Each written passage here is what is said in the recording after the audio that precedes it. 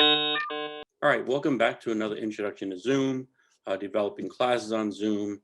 And this class, we're going to talk about polling on Zoom. And polling is great because you can use it for a couple of different things. You can use it whether you're having a discussion about, you need to vote on whether you should do an event or not, how much money you should spend on the event. If you have some suggestions, you can use it for, let's say you need to do elections by Zoom and the people are going to run, or even if you don't know the people are going to run, you can use it for that. Or if you're doing a class and you just want to see if people understand what you were talking about in the class, polling is great. So let's talk about how we can use polling. So the first thing you're going to need to do to use polling is you're going to need to go into your settings, into meeting basics. And when you click on that, you got to scroll down and you'll find this. It says down at the bottom, meeting polls.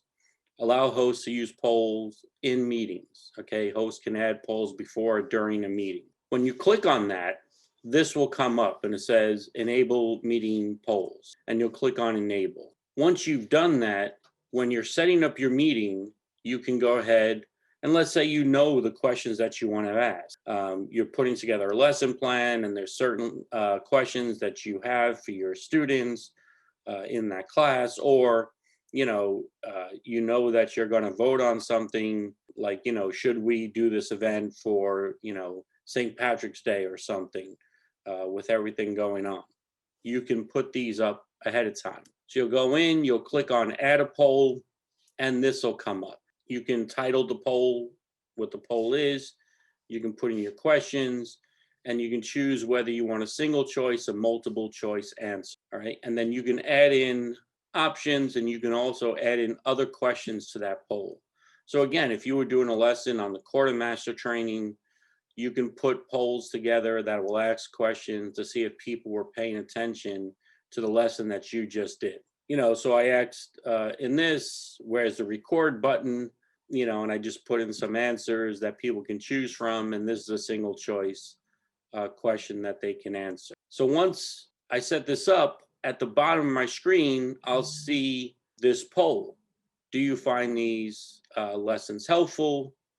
It's one question. Okay, I can edit that. So once I go into the meeting and I launch the meeting and it comes time to ask that poll, I can simply at the bottom of my screen click on polling, and then the question will come up. And this is what the participants will see when it comes up to their screen. Me as the host, okay, I will see this screen. It'll tell me how long the progress has been going on for the question. It'll tell me how many people answered and what percentage of people answered. And I can decide at a certain time to either close the poll or to continue the poll to be open. So again, what I see here as the host, how many people answer the question, what percentage of people answer the question. There's two things I can do after I stop the polling. I can share the results with everyone, okay, and they'll see who voted for what. Or if people feel like they didn't have enough time, I can relaunch the poll to allow people to answer the question. When I share the results, this is what everyone will see. It'll say at the top, I'm sharing the poll results. It'll tell them that these were the answers and how many people had answered. And then again, if I click stop sharing, they'll stop seeing that. Now, let's say during the meeting, you want to set up a poll. Quite simply, if you don't have any polls set up, or if you just want to set up the poll, you can go down to the bottom of your screen and again, click on that polling icon. When you click on that, this will come up, okay? And it'll say poll one, and you can edit that. You can call it whatever you want, and you can add a question here. You can add a couple of questions. It's the same as before. This screen will come up next to that. And again, you can enter the title of the poll. You can put your questions here, and you can click whether it's a single choice or multi-choice. And then at the bottom, you have the ability to add more questions. So again, this is something that you could do during a meeting. People come up with a question, and instead of going through everybody and calling everybody's name out, you can simply pop up a poll, put the information in there, and allow people to vote on it or answer the questions about their understanding of what's going on.